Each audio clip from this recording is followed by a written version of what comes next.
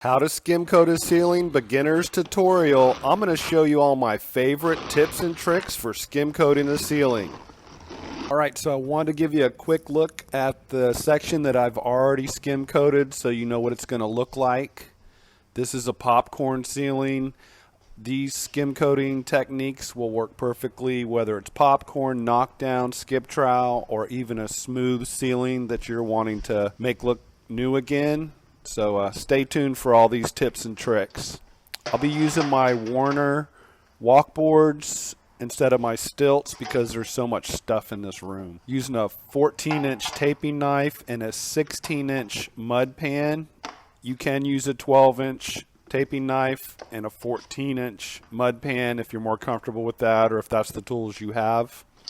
I also like that bucket scoop to get the skim coating mud out. Makes it real convenient. So you can see it's a pretty good sized room.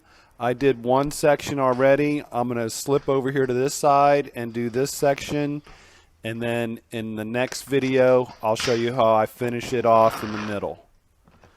Basically, I thinned down the joint compound with water just enough to make it creamy and smooth, but I want to keep its thick consistency because I'm going over a pretty heavy texture right here. It is a painted popcorn ceiling, and as you know, they're very difficult to get off. That's one of the reasons I'm doing this. And the second reason, which is the biggie, it is a popcorn ceiling from the early 70s, so that means it could contain asbestos or lead.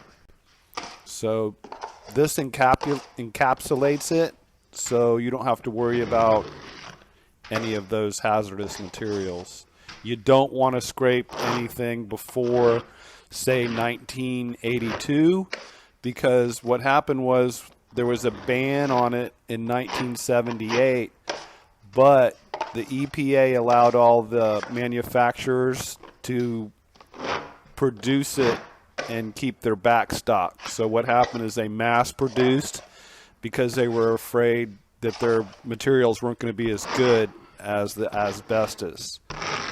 Asbestos really makes stuff strong, and so that's why they were trying to keep a hold of their popcorns and joint compounds because they wanted to keep the products as good as they could. Later found out that it really didn't matter, it wasn't worth the hazard, and we're still dealing with this today. Again, I'm using an all-purpose joint compound made by USG.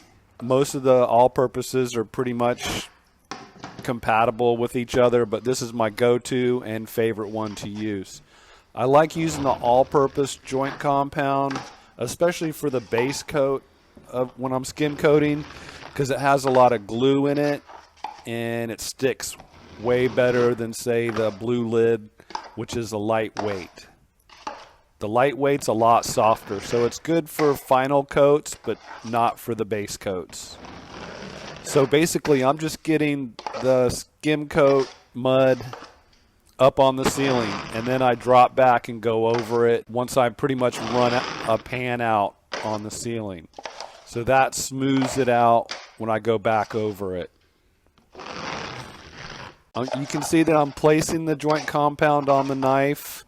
I'm not just letting it squish out both sides as I apply it. I like to work nice and clean and keep the joint compound pretty consistent as I'm putting it up before I smooth it down. You have to pay special attention to the corners because those are the most visible after it's all said and done. You want a nice tight corner. So I just go along and work that out, and then I'll do some pulling on the rest of the compound. You want to go nice long strokes if you can.